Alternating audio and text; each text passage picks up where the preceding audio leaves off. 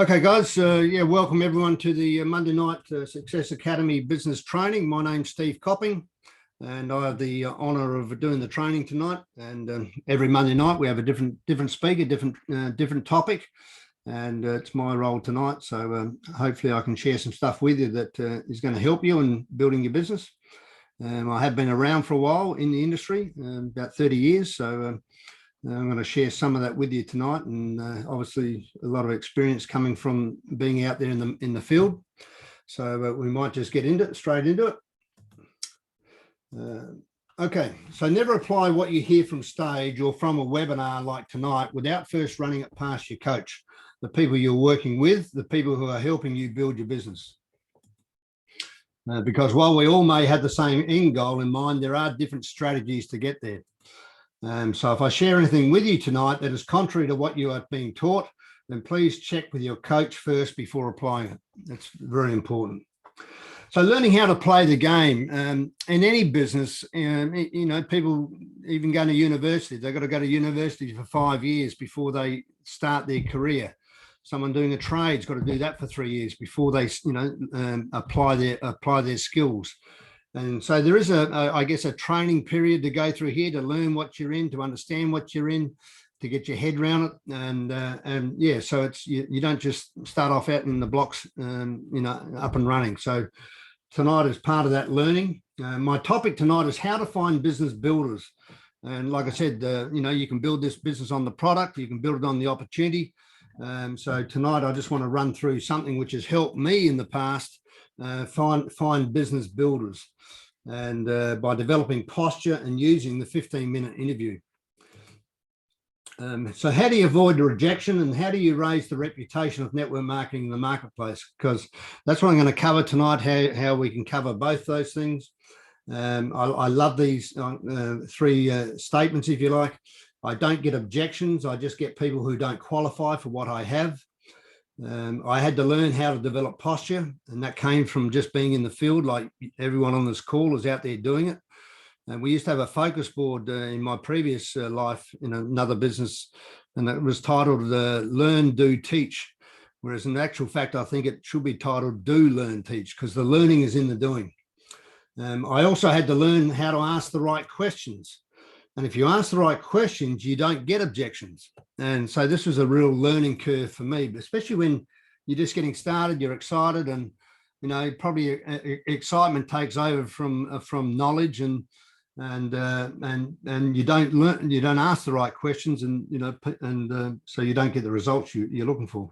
Alan Peace wrote a great book called Questions Are the Answers, which I'll cover at the end of the session here tonight. But that's a really good book, and if you're serious about building a business, you want to grab that book, and especially read the first 41 pages. It's about 90 pages in length. It's got 5 sections. It's the first 2 sections which will really help you in knowing what questions to ask. Some key points or observations. Rather than focus on making a sale, first of all, establish if there is a sale to be made. And probably that's a trap in this industry, where we just go out there with excitement and we want to show who won, you know, I certainly did when I got started. That was in 1988, so it's going back 32 years. But I just wanted to show, you know, everyone that anything that moved, I was that excited. And but if someone's, you know, but first of all, you got to establish if someone is open to receive what you've got, and I'll be covering that tonight. It's no good trying to sell the assets of a lawnmower to someone that lives in a 3-story flat. They have no use for it. Once again, it's no point in speaking to someone about a seer if they're not open to hear your message. It's no good. Another analogy is it's no good trying to teach a pig how to sing. You only get frustrated and you irritate the pig. And, you know, so these are all learned skills, which unfortunately we don't go to college and learn these before we start. We actually learn these on the run as we build. So we're not in the convincing and selling business, we're in the sifting and sorting business. And that's a key statement. We're not in the sifting and we're not in the convincing and selling business, we're in the sifting and sorting business. So who are you looking for when you're looking for a business builder? Well, you're looking for someone who has a dream, who can't get it doing what they're currently doing in the next couple of years, who would like to achieve it by yesterday. In other words, they need to have, you're looking for someone that's got an urgency to to achieve what they want out of life. And you want someone that's prepared to work and who is coachable. So these are 5 qualifying questions, right, that you're looking for someone to bring into ASEA as a business builder. I'm not talking about use of the product. I'm talking about a business builder. So that's why it's important to ask a qualifying question on the phone call when you ring someone. Bill, are you open to looking at other income options? Or, Bill, are you open to looking at other income producing activities outside of what you're currently doing, or you're pretty set in your ways? Or, Bill, would you consider yourself ambitious? These are all qualifying questions. And you can get a lot more qualifying scripts from the person who's invited you on this webinar. But it's really important when you ring people, the bottom line is you need to ask a qualifying question to give them permission for you to go the next step. When I got started, I was excited. And to give you the background, I came from a farming background that was sold when I was 29. I went and bought a couple of traditional businesses. I wasn't passionate about them. I was working 10, 12 hours a day. Wife was pregnant and, I had no time. And when I saw the network marketing, I saw the passive income and I saw a chance within a 5-year period to develop an income that didn't rely on your time input. And I saw a way to get free. So I was excited. And I was speaking to anyone that breathed about this opportunity. But then, then I went through, you speak to people about it through excitement, but then you realize not everyone sees what you see. And that frustrated me. I thought surely they can see the passive income. They don't have to work from 20 to 65, So we've all seen this probably emotional roller coaster where we're up, down, depending on, someone's keen and then someone's not. And so we go through this, and especially when you get started, because normally, if you're like me, I was pretty excited. But we need to develop the air hostess philosophy. It's probably a while since we've all flown, but when an air hostess takes her trolley down the aisle, all she does is she asks people, would you like something to eat or drink, sir? And if the person says, no, I'm okay, thanks, she doesn't, have a fit and, slash her wrist. No, she just asks the person next to the person, sir, would you like a drink or something to eat? No, thanks. Thanks, but no thanks. She's emotionally removed from the outcome. And this is where we need to get when we're out there building our ASEA business. We need to be emotionally neutral to the outcome, whether it's a yes, I'd like to know more, or no, I wouldn't. And sometimes that takes a while to get to that position where you're emotionally neutral, but it's somewhere where you want to, as a goal, you want to get to. Don't get too excited by the people that jump up and down, and don't get too depressed by the people that say no. A lot of people prospect using the seagull philosophy. We've all probably chased seagulls. And what happens when you chase seagulls? They fly away. And so will your prospects. We start chasing prospects, they'll run away. This was a slide I saw many years ago. Someone presented this on stage, and it really helped me understand why people couldn't see what I saw. And hopefully this might resonate with you. And this guy talked about, if you approach an 18-year-old, he's just left school, and he did well, and he's heading off to a university to be an accountant or a lawyer. And if I approach an 18-year-old about having a look at an idea like ASEA, he would say, "Nah, Steve, I'm not interested." Yeah, but Tom, you don't even know what I've got, mate. This is exciting, Steve. I am not interested. Yeah, but Tom, please let me show you, mate. Right, then you'll change your mind. Steve, I'm not interested. Right, and the reason he's not interested, he's not in the looking zone. He's excited about going to uni. Right, his parents were lawyers or whatever, and he's excited for his career. Right. So, but I can take the same person out to 25 years of age. Now he's 7 years older. He's left home. He's got a car. He's got a girlfriend. He's got commitments. He's got some bills. He's working 2 jobs. And if I approach him at the age of 25 about having a look at an idea, he'll say, "God, yes, Steve, where you been all my life, mate?" So it's the same opportunity that I approached him on when he was 18, but he just wasn't looking. But at the age of 25, you can see there, he's moved into the looking zone. Right, I can take the same person out to 30, right? And now he's left college, he's got his degree, and he's got an internship at his accounting firm. And now he's got his eye on climbing the corporate ladder. If I approach him then about having a look at an idea, he'd say, "Steve, no, mate, I'm okay. Thanks, but no thanks." Yeah, but Tom, mate, you haven't seen what I got. Mate, you ought to have a look at this. It's exciting. Steve, I'm not interested. Yeah, but Tom, honestly. Right, Steve, I'm not interested. Why? Because he's not in the looking zone. Right, he now he's way up the top there. Right, he's got his eye on the corporate job. Right, so then I mean, the reason 32 circle, because that's the age I actually got involved in the industry, and I was in the looking zone. Right, but you can take the same person out to 45, right, and we've all heard about people getting retrenched. Right, so this guy at 45, he's been retrenched, and I approached him then about having a look at an idea, and I say, God, yes, Steve, God, you wouldn't believe what happened to me last week. I had a job 3 weeks ago, and now I'm out of work. Yeah, I'll have a look. What do you got? Right, so same opportunity in every scenario there, but all through life, people go in and out the looking zone, and what we're looking for is to catch them when they're in the looking zone. There's nothing worse than finding someone that wasn't looking when you spoke to them 2 years ago. This is why you want to, keep in touch every 3, 6, 9 months, because their situation can change. And there's nothing worse than seeing someone that you spoke to 12 months ago and you see them at a function. And you're, mate, I spoke to you 12 months ago. Yeah, but since then I got retrenched. So never, so we had a revolving list of names. If people did say no, I'd say to them, look, do you mind if I give you, you ring in 3 or 6 months' time just to check in, see how you're going? Because people's situations change. So you'll never run out of a list of names if you use a revolving list. And every 3 months, 6 months, you've got a whole new list. All right. So once I understood this looking zone, then I got it. And it helped me not to get so frustrated when people said no. It's just that they weren't looking. It was the time in their life. Okay, so the day that posture struck, Merritt Weiss was a mentor of mine in a previous business I was involved with, and Merritt was talking to this young guy at a service station, and he was really taken by his attitude. So he introduced himself, and he said, Tom, you seem to have a good attitude. Would you consider yourself ambitious? Tom replied, well, yeah, why? Merritt replied, write your name down here. I might have something for you.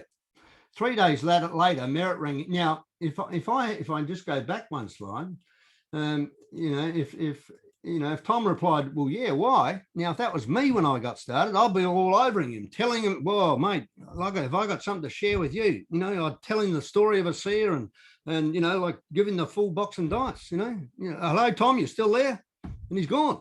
I'd blow him out the water because of my excitement. Right. And when I listened to this tape, it was a cassette by Merritt Weiss, write your name down here, I might have something for you. He didn't jump all over Tom. Right. 3 days later, he rang him back. Tom Merritt here. Remember me? I spoke to you on Monday. Sure. What's up? When I spoke to you, you said you're ambitious. Is that still the case? Sure. What have you got? And this is where posture, it hit me right between the eyes. This is what Merritt said. Well, I'd love to tell you more about it, Tom, but I'd probably need to find out a bit more about yourself first. We might not have anything to talk about, but I'm prepared to give you a chance. You impress me. When can we catch up for a coffee? Right. Now, who do you think's in control of the conversation there? You betcha, Merritt. In other words, yeah, he's prepared to give Tom a chance, but he's just not going to chuck the opportunity all over him. No, because he might not qualify, but he's prepared to give him a chance. And after listening to that cassette, that Merritt did, that was the day that posture struck for me, and I finally got it. Right, people want what they can't have, and yeah, this was my first exposure to posture. Merritt is not chasing Tom; he's not using the seagull philosophy, because Tom might not qualify for what Merritt has to offer, so he wants to catch up and do an interview with him over coffee. Self-confidence, we all have a rating. And I'd suggest you do this. Give yourself a rating out of 10. 1 to 10, with 1 being low self-esteem and 10 being high self-esteem. When I got involved in this industry back in 1988, I was a farmer, and I probably came in between a 4 and a 5. Right, so the people above me, the 5s, the 6s, the 7, 8s, and 9s and 10s, they were people that were on my chicken list. They were people that intimidated me. But the people I felt I had influence over were the 4s, 3s, 2s, and 1s. So the people that were 6, 7, 8s, and 9s, these were successful people, had their own business, successful or professionals, right? And I thought, oh, no, I'll ask them once I know there's a buck in this thing. But I know Fred down there at number 2, he's always whinging about money. I'll go and see him. But when I went down and saw Fred, right, and I mentioned the 4-letter word at work, I couldn't find him. Like, he was down there for a reason. It wasn't through a lack of opportunity. It was a lack of attitude. Right, so Jim Ron said, rarely will your income exceed your personal development. right? And so what Jim Ron said to me, he said, well, Steve, you know, you're a 4.5 or become a 5, right? Become a 6, become a 7. Work harder on yourself, Steve, than you do on the business. And so that's what I did. I went to work on myself, you know, by listening, reading, and associating with successful people. And then I became a 6, and then I became a 7. And once I became a 7, I could talk to the 6s. I had the confidence to talk to the 6s. And so I had a whole new list, because before 6s intimidated me. And then I became an 8, and then the 7s open up, a whole new list, right? Then I became a 9, right? Now no one's a 10. There's always room for improvement. Right, but now I can ring anyone. Why? Because I've worked hard on myself over the years, right? By listening to audibles, reading books, and associating with successful people. So this is the business we're really in, is personal development. You build the person will build a business. But first of all, you know, it's the person looking back in the mirror. That's your challenge. It's not a seer, it's not network marketing. Your biggest challenge with the person looking back in the mirror, right? We have to deal with ourselves. And so once I was put onto this back in 1988, I made a decision there, and then this is what I'm going to pursue for the rest of my life, right? And so yeah, so here's the mindset where the focus is on finding business builders. Let's say you want to hang a picture on the wall, right? You go down to the hardware store to get a drill. You don't lose any sleep over the drill. You just need it for the hole. It's the same with a seer. A seer is the drill. Seer is the vehicle, the business to get people their dreams and goals. What we have to do is to find out if your prospect needs a drill. In other words, what are their dreams and goals? That's what we have to find out, right? Are they prepared to do some extra work over their current employment? Now, don't get me wrong. In reality, a seer is a lot more than a drill. I'm just using the above example as a metaphor to get a point across, right? I mean, as we all know, a seer is just an incredible product. So I learned to develop an interviewer mindset. And here's a question for you. Have you ever been to an interview? And I dare say everyone on the call probably has. Okay, so who controls the conversation when you go to the interview? Certainly not me. When I was applying for a job, it was yes, sir, no, sir, 3 bags full, sir. Because I wanted to answer all the correct, I wanted the job. Now, when people come to the coffee table to see you about a seer, they've come with a different mindset. They're coming to see if what you've got is something they would like to do. And this is something I had to learn to understand. They're coming to the table with a different mindset than what I've got. Right. So it's a totally different, and this is learning to play the game. Right. So I'm going to do the interview with them. They don't know that, right? Because they come to, they think you've come to get them into something. Right. But I'll share with you as we go through this. Question for you. Who controls the conversation interview? I've just covered that. Well, that's what we do when we catch up with a prospect for a seer. We're doing the interview, right? They're applying for the job. They're applying to get involved with a seer. The interview is to find out if the prospect qualifies for what you are looking for. He or she might not qualify, like merit. Right. So what do they need to have in order to qualify? Right. So you're looking for your 6 board of directors. Let's say you have a goal to go diamond. Right. So you need 6 legs to go diamond. So there you are. You're the CEO of your company, and you've got 6 chairs. Right. This is your board of directors. Right. It's your company. You're running your own company. You don't work for your sponsor. This is your business. Right. So, you're looking to fill your six spots. Now, the prospect there, he wants a chair, but he's got to get through you to get a chair, right? Because you're not just going to chuck it at him, right? He's going to have to prove his worth to you to give him a position on one of your 6 seats, right? So this is the mindset, right, that I had to develop when I was building, a network marketing business. A good analogy is the insurance agent. Right, the insurance agent knows on Monday morning he's got to make 20 calls, and he'll probably get 15 or 16 no's. He might get a couple of maybes, but he might get 1 or 2 appointments. And when he goes to the appointment, right, he's got to get past the secretary. So the insurance agent, she's out the front, the boss is out the back, and that's where he wants to get to. He wants to sneak out the back and see the boss. The insurance agent just wants to bypass the secretary and get to the boss out the back who makes the decisions. But he's got to go through the secretary. She's the gatekeeper. She screens who the boss sees because his time's valuable. The secretary's role is to screen who the boss sees. The challenge is getting past the secretary. That's the insurance agent's challenge. With a seer, you and I are the gatekeeper. If they don't qualify, right, a seer is out where the boss is. The seer is behind the closed door. They've got to get through me first before they get to see a seer, right, in a 15-minute interview. And because when I started, which I'll go through that shortly. So let's say I've made the call and Tom, the prospect, is open to looking at other income options, and I've arranged to catch up with him in a local coffee shop to discuss it further. And this could be on Zoom. You can do this on Zoom. The coffee shop get-together is a 15-minute interview to see if Tom qualifies for me to show him the ASEA business. In other words, I need to find out the following from Tom. What drives him? What's his motivation? In other words, what's his dream? Can he get that doing what he's doing in the next couple of years? Right? If not, when would he like to achieve it by? And is he prepared to do some extra work over and above what he's already doing? And is he coachable? So these are 5 questions that I need to find out in the interview to see whether he's a fit for what I'm looking for. Right? So, but before I ask Tom the above questions, I need to give Tom an overview of what I'm doing to set him at ease. Otherwise, he will just get frustrated with me. And this is what happened to me when I got started years ago. I'd try and get a dream out of people, and they'd just say things like, "Oh, Steve, stop all that fluffy stuff. Just show me what you're doing, and I'll let you know if I'm interested." And because I was a 4.5 out of 10, and they were 7, 8, 9s or whatever, I'd be intimidated. So, oh, okay, and so I'd show them the business, spend 50 minutes with them, and then at the end of the 50 minutes, they'd say things like, "Oh, very commendable concept, Steve, but not for me." In other words, I was only wasting my time. But so what I found was what I had to do was give people an overview. So what I'm going to do now, right, with Tom, you must share the ASEA story after a bit of small talk before you get into the 15-minute interview. Otherwise, you'll get their angst up. Right, sharing the story of ASEA and how the pharmaceutical company wanted to buy the technology, only then to proceed to shut it down, helps relaxes them. And now they understand why you rang him or her.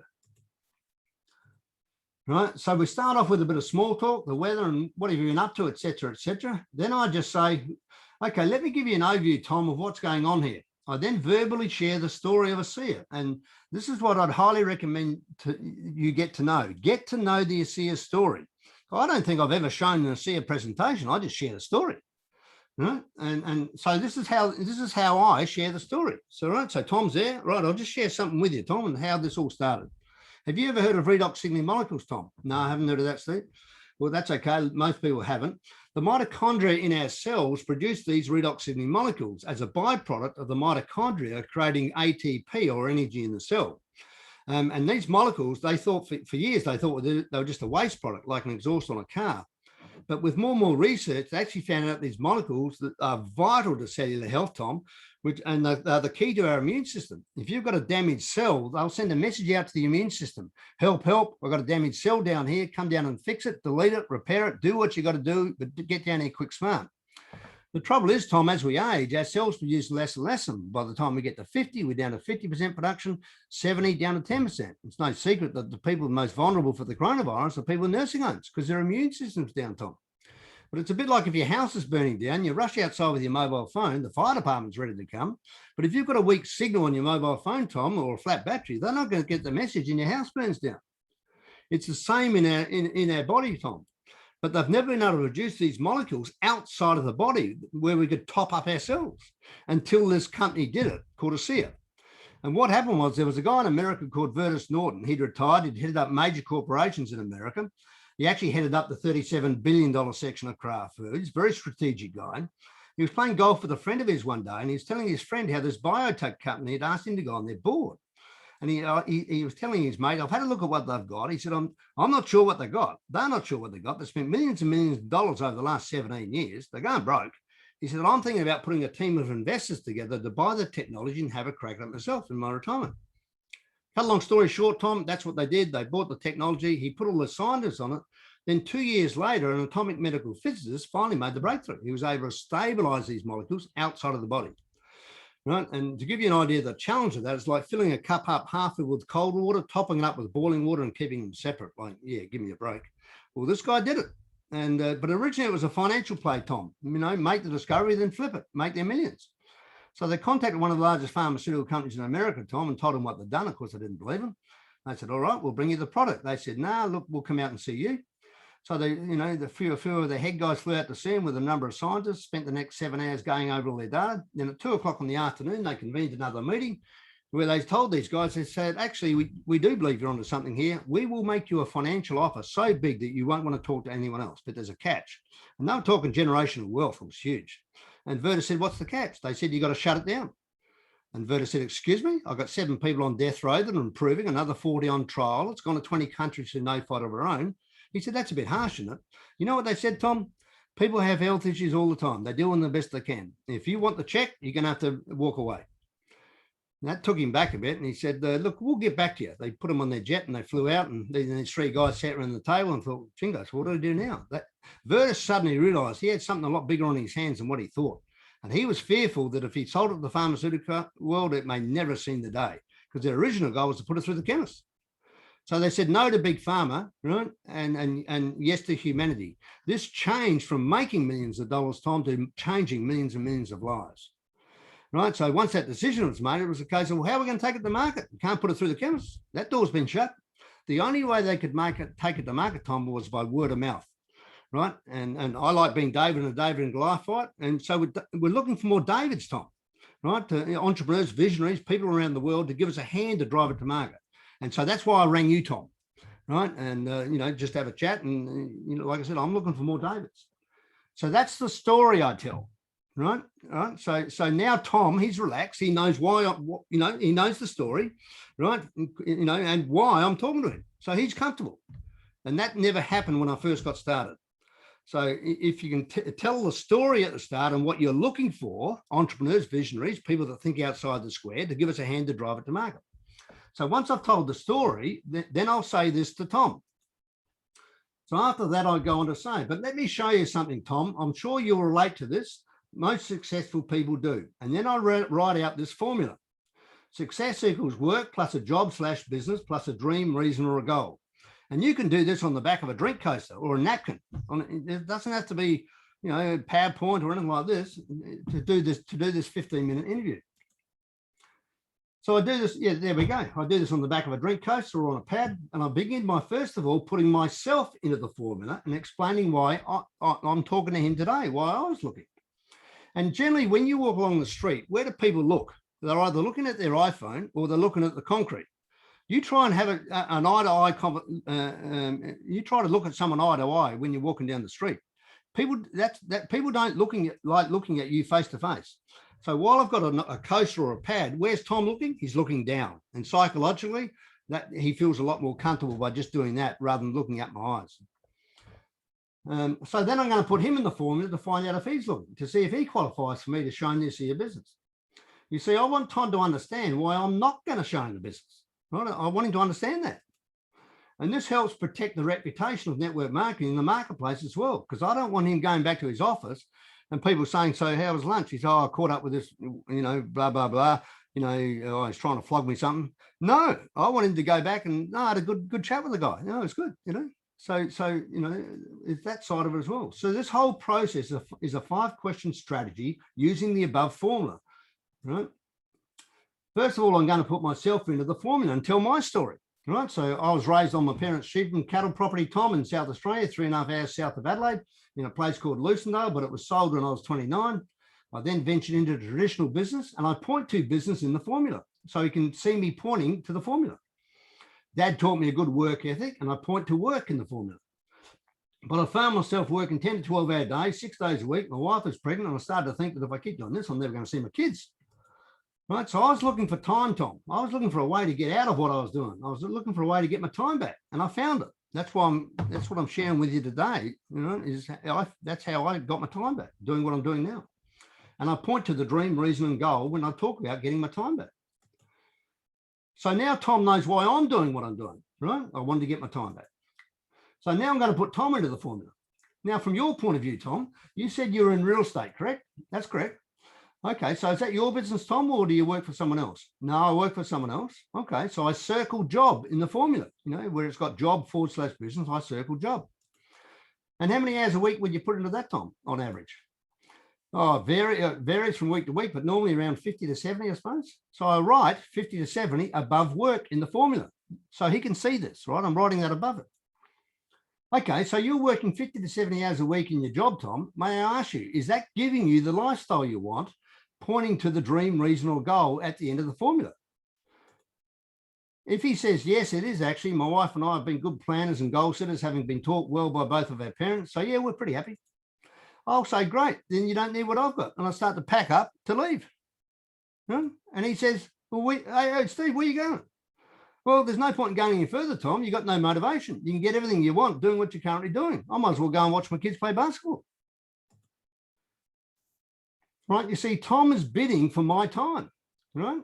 It's an interview. If I'm going to spend time with Tom, which I'm quite prepared to do, I'm going to have to take my time away from someone else. So Tom's going to have to convince me as to why I should do that. And at the moment, he's not doing a very good job. I'm not going to beg Tom to get involved in a SEER. No, the pressure's on him, not me. This is a 15-minute interview, and the prospect has to answer positively to the 5 qualifying questions before I share with him in more detail what I'm doing, a la a SEER.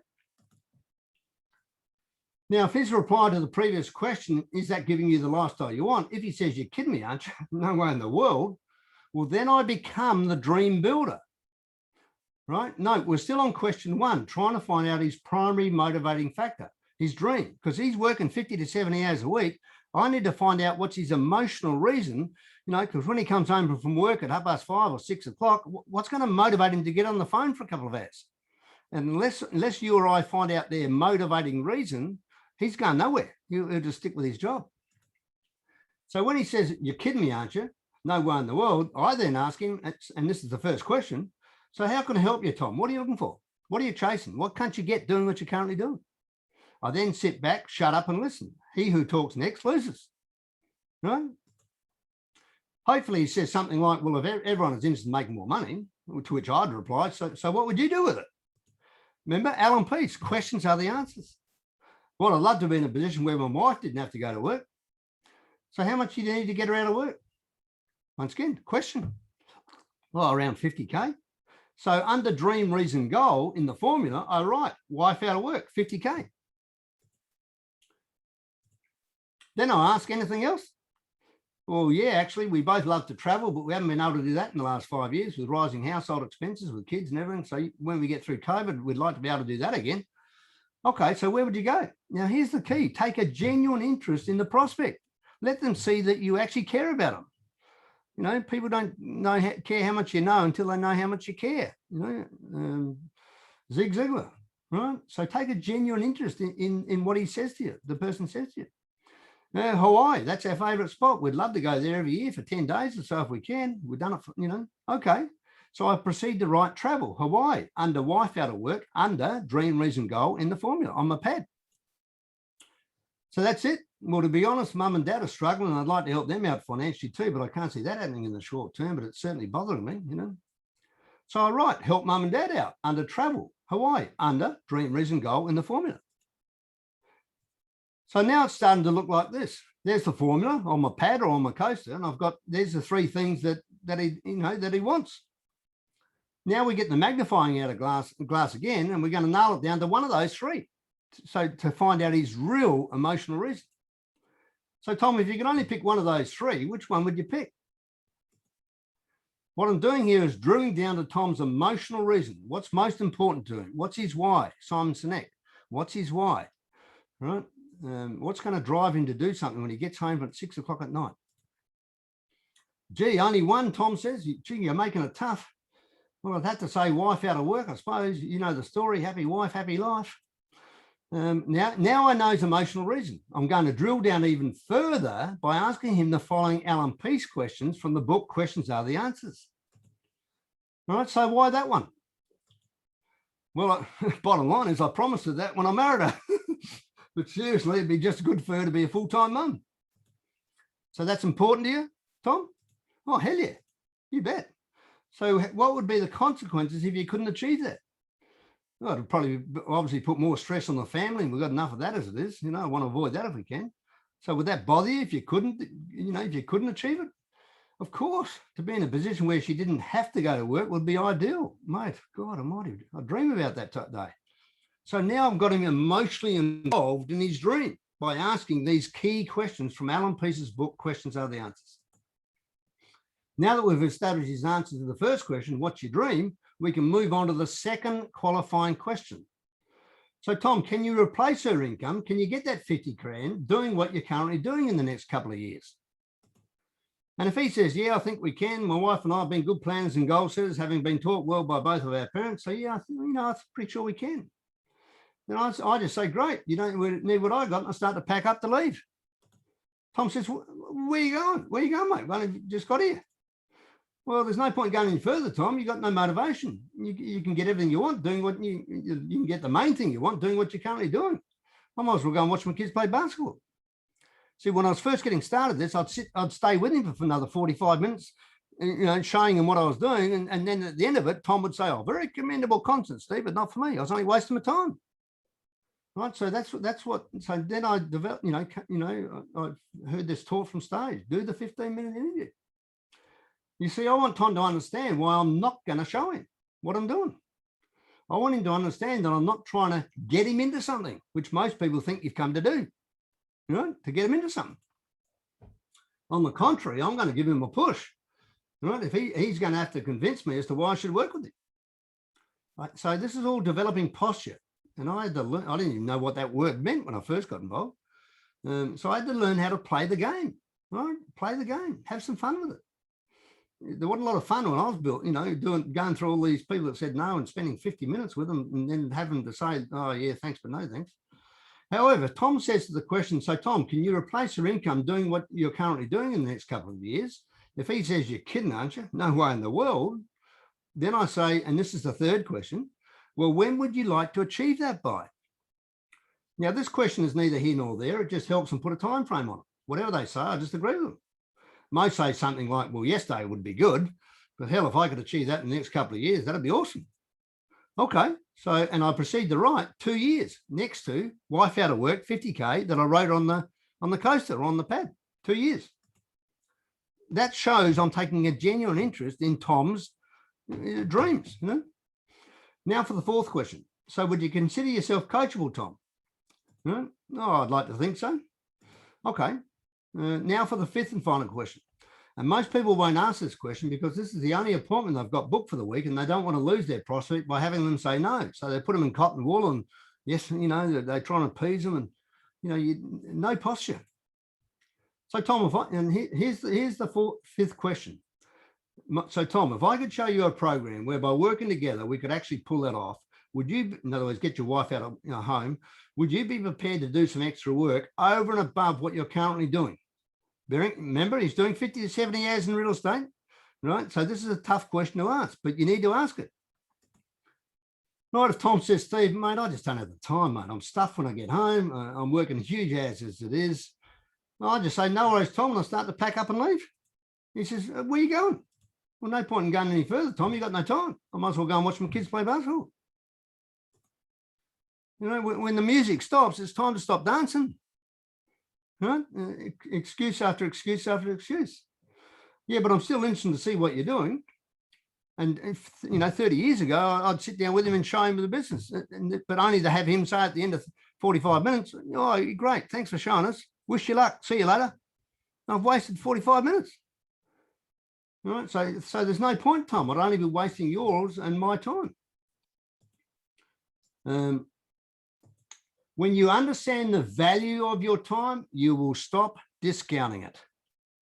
When you get sick and tired of people wasting your time in the marketplace, you will develop posture. But unfortunately, we can't plonk posture on you. You've got to get out there in the marketplace, get your hands dirty, right? And you will develop your own posture based on experience. That's one thing we can't impose on people. Now, if to the question, so Tom, if I could show you a program where we're working together, we could actually pull that off and get your wife home. Would you be prepared to do some extra work over and above what you're currently doing to make that happen? If Tom says, mate, if you can show me how I can get my wife home full time, I'll find the time. Don't worry about that. I mean, that was me. I was working 10, 12 hours a day. I found the time because I was hungry. Right? Tom's hungry. Right? Okay. So I'll show you what you and I are doing going to be doing over the next couple of years. He's in. Right? He's in. Because he's answered positively to those 5 questions. Now, I've got to go, Tom. Like I said, it's a 15-minute interview. I've got to go now, Tom. I've got another appointment to go to.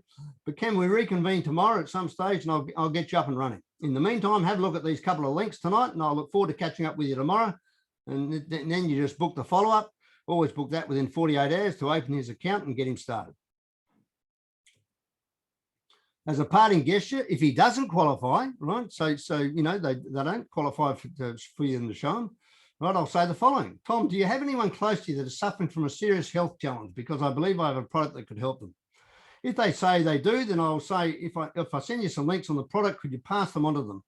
And they generally say, sure. And I would email him a couple of links that he could pass on to whoever, you know, out of 10 people, you might get 1 or 2 that do that. You know? Now, if at any time during the process, Tom says, look, Steve, don't worry about all that fluffy stuff, all that dream stuff. And this happened to me plenty of times in my early days in this industry until I developed some posture. You know, so don't worry about all that fluffy stuff. Just show me what you're doing. I'll let you know if I'm interested. Now, once, because I've got posture now, I'll say something like this. I don't have a problem with doing that, Tom. Not a problem at all. But look at it this way. If I'm going to spend some time with Harry, and if you can picture this, Tom's opposite from me in the coffee shop on a table, and I'm pointing to a chair on my right.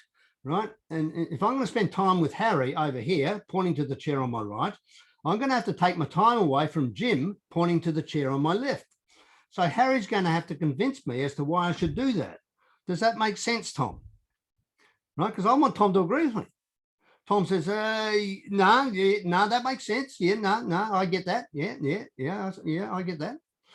Or to put it another way, Tom, if you yourself can get everything you want out of life, pointing to the dream in the formula, doing what you're currently doing, pointing to real estate, you know, where the job is in the formula, then I'm out of here. Right? I'm only wasting my time. I might as well go and watch my kids play basketball. Does that make sense, Tom? Because does that make sense, Tom? Asking that question makes me like, am I getting this across to you, Tom? You know, because hopefully he's going to feel sorry for me that, I'm not sure whether I'm getting the message across. Because I want Tom to say, oh, no, that makes sense. Yeah, no, I get that.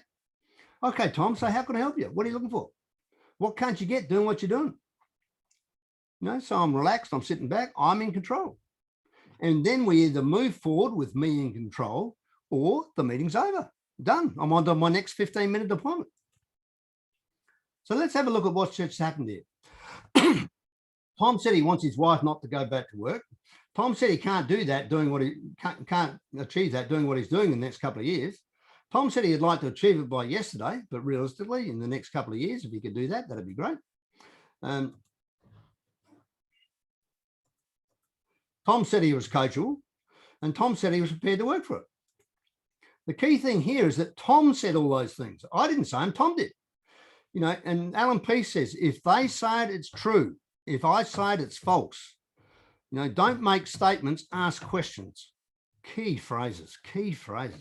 Ask questions. The key thing here is that Tom said all those things. I didn't. Tom's answers to the 5 qualifying questions protects you and me at the follow-up if Tom has changed his mind on the whole thing for whatever reason. So let's say Tom's got second thoughts. If Tom rings you up the next day and says something like, oh, Steve, look, mate, I've had to think about it and it's just not me. It's not me, mate. Or, oh, Steve, I've had to think about it. I just don't have the time. You don't argue with him. That's the last thing you do. You just repeat his answers he gave to the 5 qualifying questions when you did the interview the day before. So make sure you keep your notebook. You know, so I just say, no worries, Tom. Just curious, though. Yesterday when we caught up, you said that you wanted to get your wife out of work. You said you couldn't do it doing what you're doing the next couple of years. You said you wanted it by yesterday. You said you were coachable and you're prepared to work for it. So, mate, what happened between yesterday and today? Who did you speak to? Who stole your dream? Or are you just kidding me then? Right? Because he can't get angry at me. Because he said it. I didn't say it. I'm just repeating what he said to me.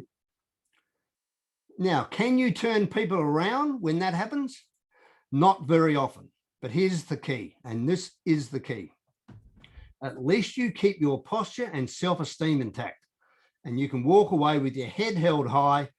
And this is so important because in my first early days, people just walked all over me. And I felt, you know, my self-image was, instead of going to a 6, I moved down to a 4. Right. So what this does is keeps your self-esteem intact. Right. So, yeah. So don't let people walk all over you. Right. Stand tall. But if you ask the correct questions, right, that's the key, asking the correct questions.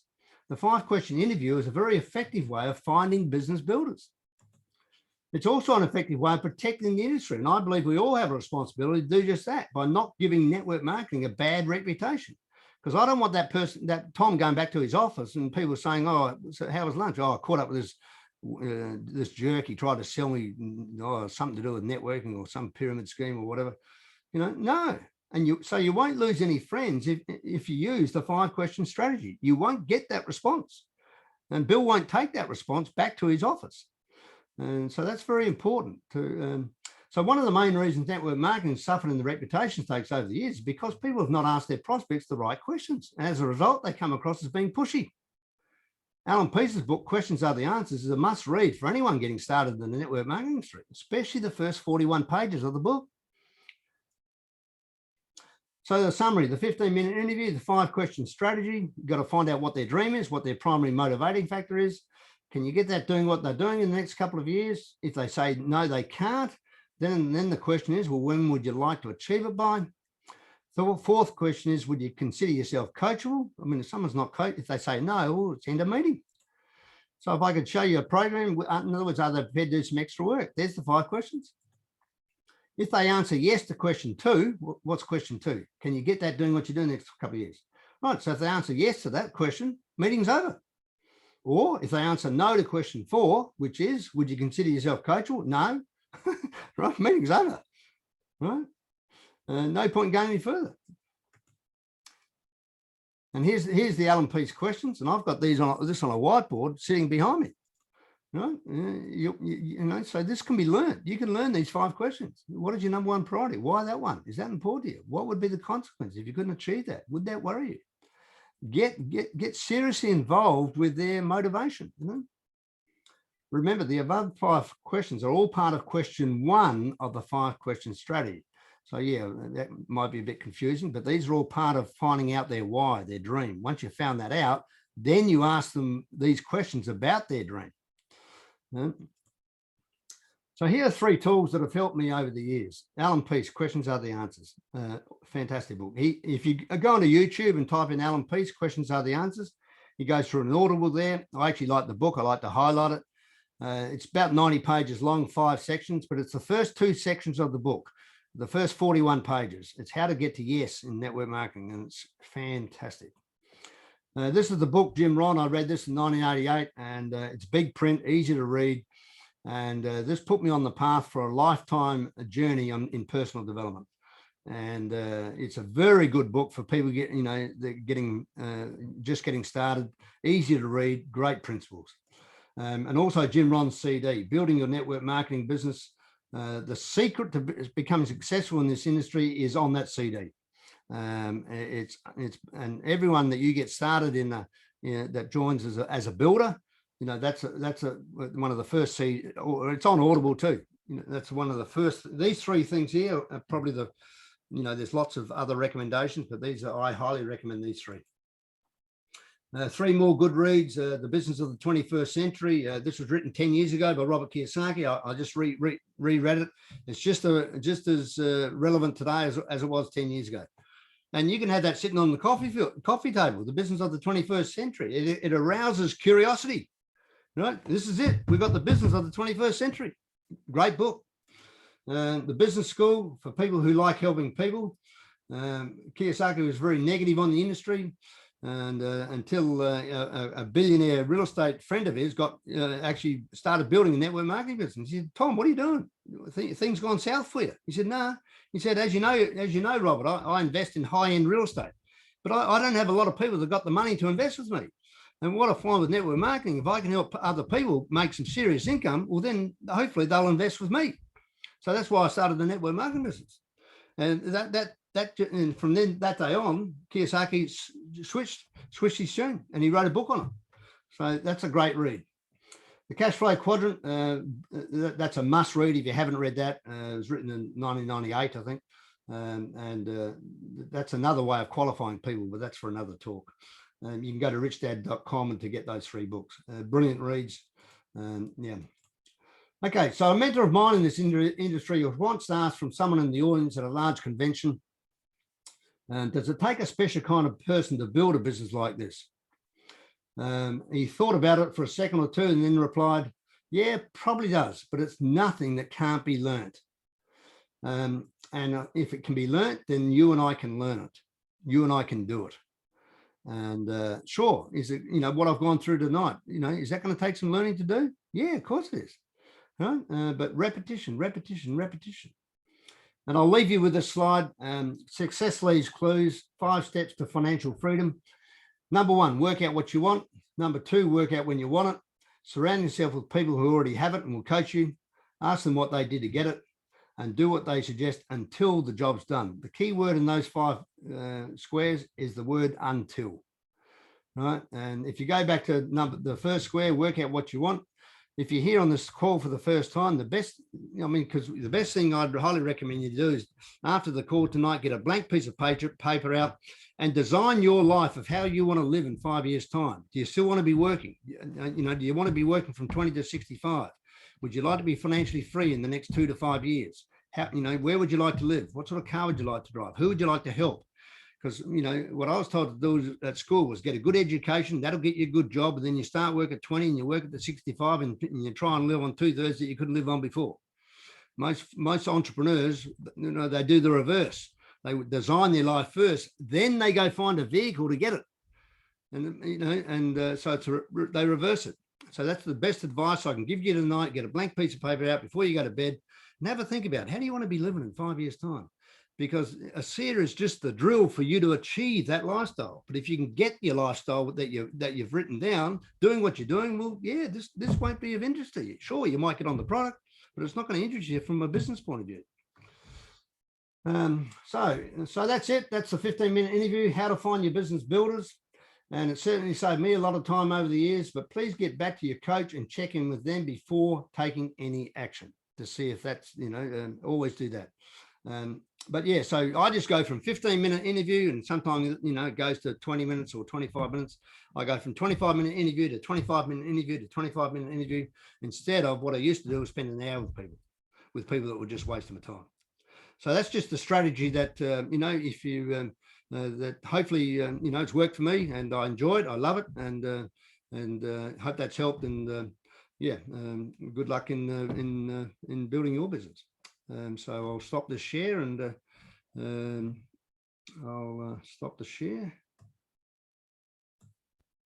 and I'll end the recording.